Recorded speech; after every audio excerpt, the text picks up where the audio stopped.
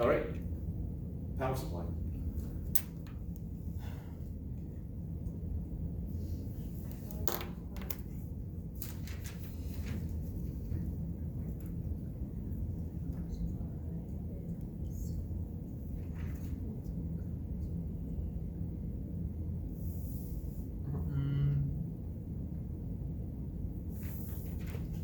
Look at the diagram.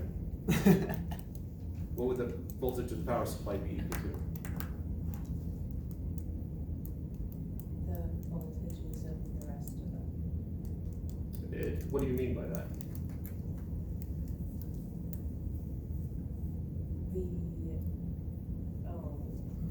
All of the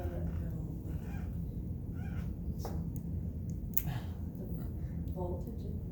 The voltage in is the voltage out. No, current in equals current. Current in equals current out. So You want to do current from the power supply then? I think so. Okay, where's the current? How do we do the current from the power supply? It should be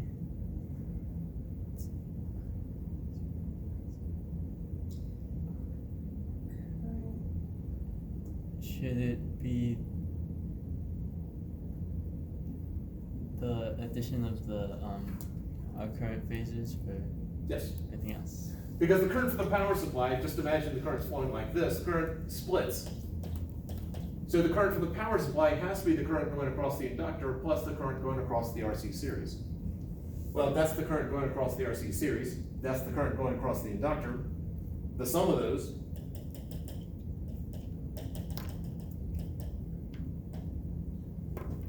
and just because the colors are getting all cluttered there, let's go for 10. Yes, 10 will jump out. That is the current coming out of the power supply. Okay. What phasor did go?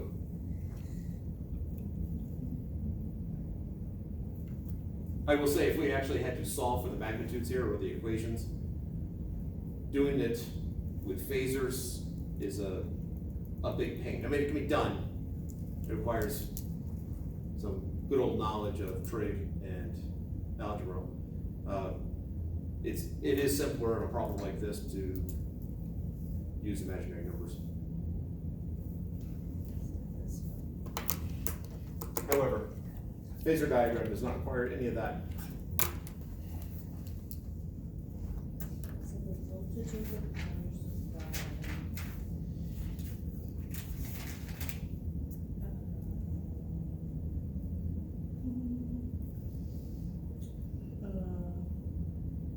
All right, how many junctions do I have here?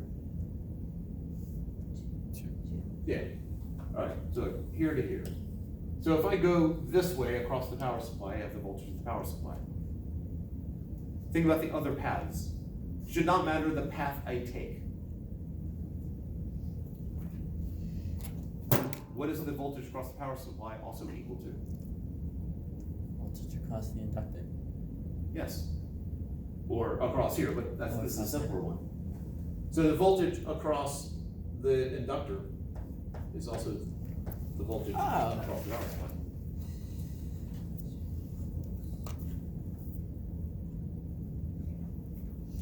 I mean, there's some basic steps to follow, but ultimately it goes back to the diagram itself.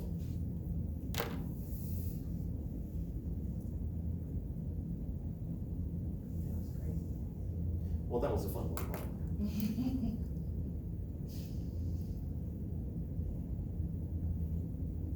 Questions?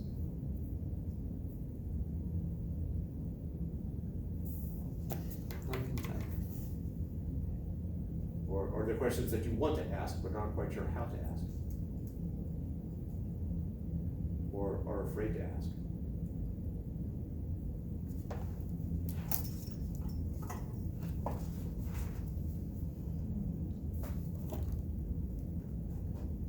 Simple.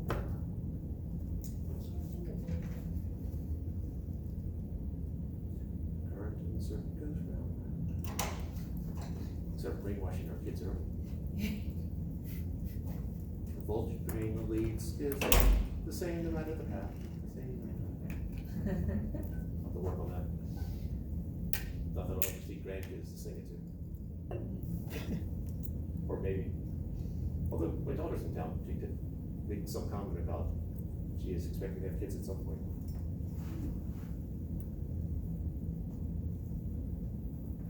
She needs to create life so we can ignore our own kids and concentrate on the grandkids.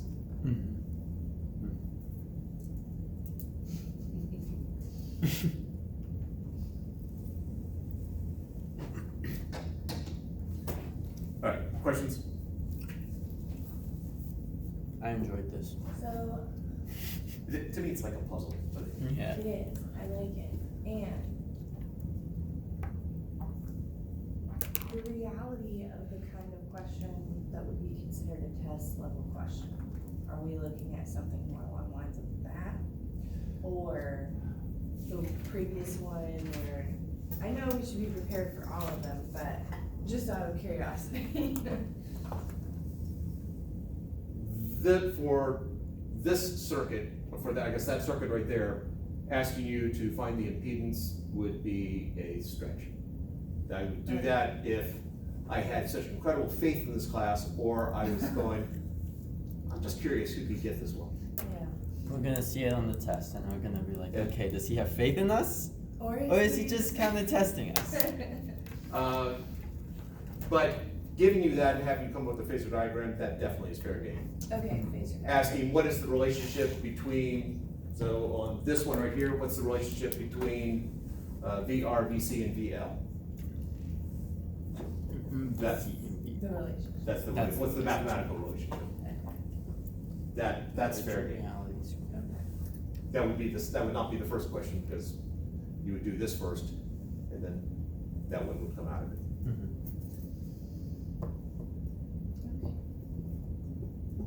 For the completely parallel or completely series circuit, yeah, those are fair game, actually going from nuts to bolts. Okay. Soup to nuts, that's it. Chalk to cheese. Right, Absolutely. whatever that means. I was not aware, though within the past couple of years watching British game shows, that chalk and cheese is the classic British opposites. Things that have nothing in common. Whereas we do apples and oranges. Which have things in common. Yeah, more so than chalk and cheese. Anyway, I might start saying that. Not like I say apples to oranges very often anyways, but anytime I do, I'll replace it with chalk and cheese. that's right. Show you're a sophisticated, international type of person. But if you start saying Z, I'm throwing you out. I don't do that, but sometimes I spell color and stuff with U's. Sorry, you have to say it. I I don't say Z's, but sometimes I spell words with U's, like Oh. color. No, years ago I had a student who felt that was a Flavor. better spelling and would put in the U's. I just think it's more fun. My favorite is the difference between gray and gray. Oh, Gray with A an and A E. gray with an E. Gray with a A is a warm toned gray. Gray with an E is a cool toned gray. See, I think that one of them's a name and one of them's a color. Technically, they're both colors, I but one is also can be a name. Yeah. I sometimes go back and go, which one's the American one, which one's the British one?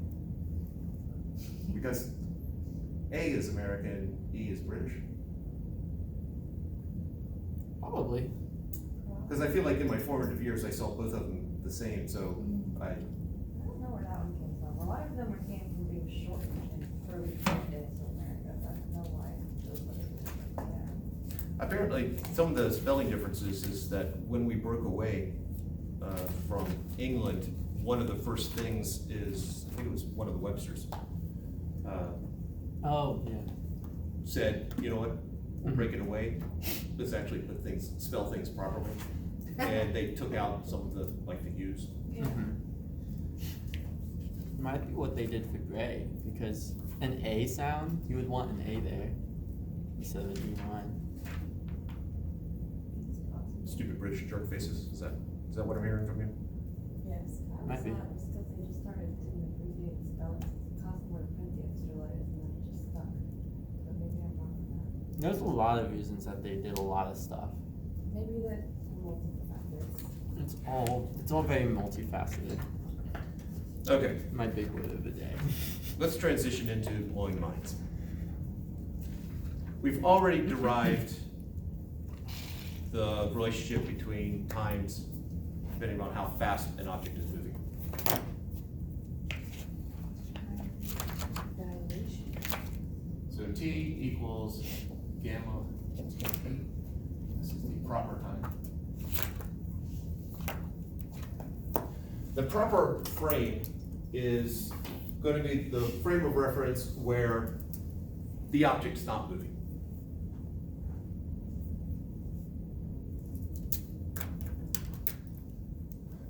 So if I have a planet here, planet X, and I have Earth,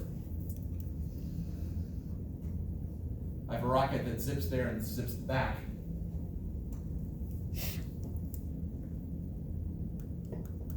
Between the distance between Earth and planet X, from Earth's point of view, is the proper frame. Because from Earth's point of view, X isn't moving.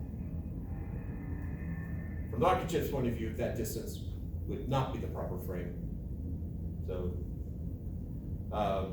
in terms of time, well, from Earth's point of view, well, we'll get to the twin paradox in a moment. Boy. There are a couple of situations where you're going, wait a second. It seems like both of those viewpoints would be right. When it turns out that both viewpoints are not right. So let's talk about the actual evidence that we have that any of this is even remotely true. You said the point of view from which point? So if we're talking about the distance between Earth and planet X, the distance, the proper distance is from Earth's point of view. Okay. Because X, the distance X is away, X is at rest relative to the Earth. Whereas in the time issue, when we had the box going by and we were in the lab frame, the time it took the box to go from here to here, or the time that passed in the box was not the proper frame because the box was moving from our point of view. But in the box wasn't moving at all. So that was the proper time. This all will blend together in an incredibly beautiful array of physics and math. Now, Einstein comes out with his special relativity in 1905. Comes out with the basic framework of general relativity also in 1905. Comes out with the math for general relativity in 1915. The first evidence of general relativity, the first prediction from general relativity that was found was 1919 or something like that. Special relativity took longer to actually have any evidence for. And it was 1940, and as you would imagine, 1940, what country was not at war? We were. So the big discovery, or the big evidence, took place in the US.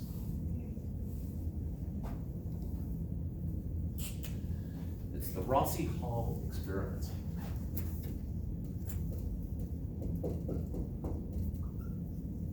Two people, Rossi and Hall.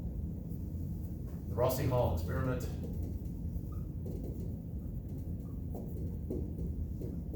I think 1940 is when it actually took place. It was published in 41, or I'm off by a year. The experiment took place in 39, it was published in 40, something like that. What they were looking at were muons. Because we don't use mu enough. All right, so there's mu that we used for coefficient of friction. There's mu sub naught, which is the permeability of space, free space. There's mu without a subscript, which is the permeability of some medium. There is mu vector, which is the magnetic moment. And now there's mu plus or mu minus, which is the muon.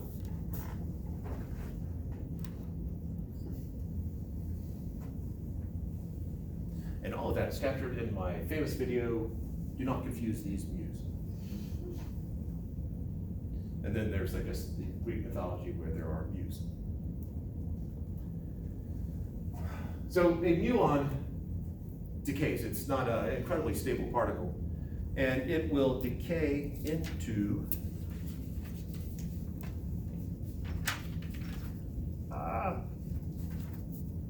why do I not have this written down on the page with everything else?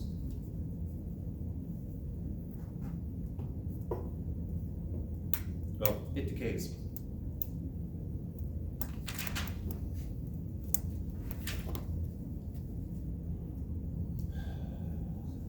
Guess we're just gonna leave it like that. When we say particle decays, that means it's gonna break up into other particles. It decays into an electron, a muon neutrino, and an electron antineutrino. Whatever the heck those are.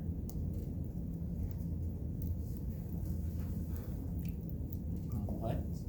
It decays into an electron or a positron? Electron. Oh, is that mu minus? Yeah. It can be a positive muon or a negative muon. The reason why I was asking about it is the neutrinos don't have charge. If the mu is positive, then I have to have positive on the right-hand side. So anyway, the way that they detect particles is, at that point, is they were using bubble chambers. So you take a liquid of some sort and you superheat it. Now, what you mean by superheating is you take it well above the boiling point, but there's so much pressure on it that it's not actually going to boil. It's just barely not boiling. The slightest disturbance can start it to boil. And so when a charged particle goes through here, it's going to create bubbles.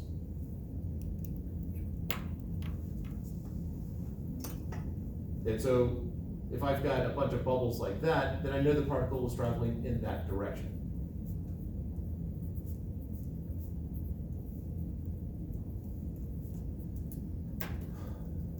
Now, to identify it as a muon, well, you expose it to a magnetic field or an electric field. It will curve, and based upon the curve, so if I send it through a magnetic field, I know that, so if I produce a magnetic field going, say, into it, perpendicular to the motion, then I know that the magnitude of the force is going to be equal to QVB. The force is going to be perpendicular to the velocity, and so it's going to start traveling in a circle. So therefore, that would be equal to mv squared over r. And so if I know the magnetic field, I know the charge is what it's supposed to be. Well, I can know if it's positive or negative based upon which way it curves. I can end up with, well, actually, drop that back. V cancels out with one of those, and I end up with Q over M is equal to V over VR. So if I know how fast it's going, which I can get from the bubbles. If I know the magnetic field, because I can control that, if I know the radius of curvature, well, I'll just measure it, then I have a ratio of charge to mass, and that will definitely narrow down what the particle could be. That is in essence. They might, as I first said, they had bubble chambers. I think in 1940 it was still bubble. Eventually they get not gas chamber.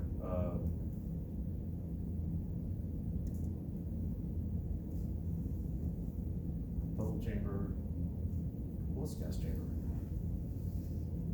They would send a particle through superheated gas, and it would create little bits of smoke, well, what looks like smoke as it goes.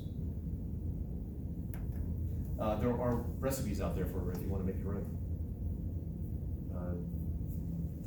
Dry ice and a container that you can seal. So they measure these muons, and so they measured it way up top and they measured it down near the Earth. What they measured down, so they went up to Echo Lake and Denver, Colorado. So I guess Denver was the high one, or Echo. I think Echo Lake was the tall one and Denver was the low one.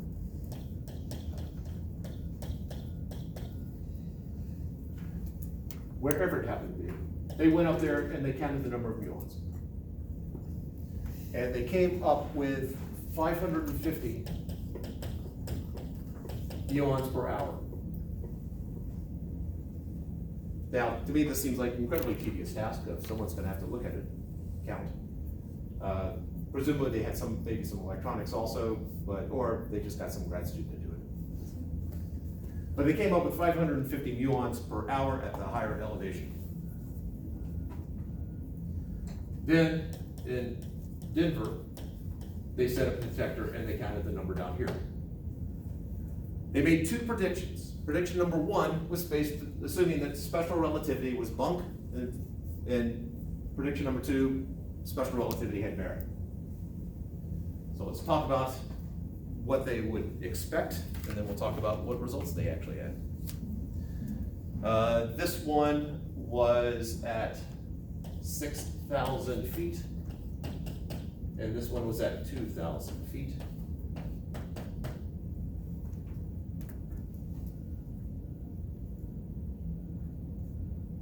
Which makes me think that I have those backwards. Yeah, it would make sense then, that's Echo Lake. Because Denver's the mile-high city, and a mile is 5,280 feet.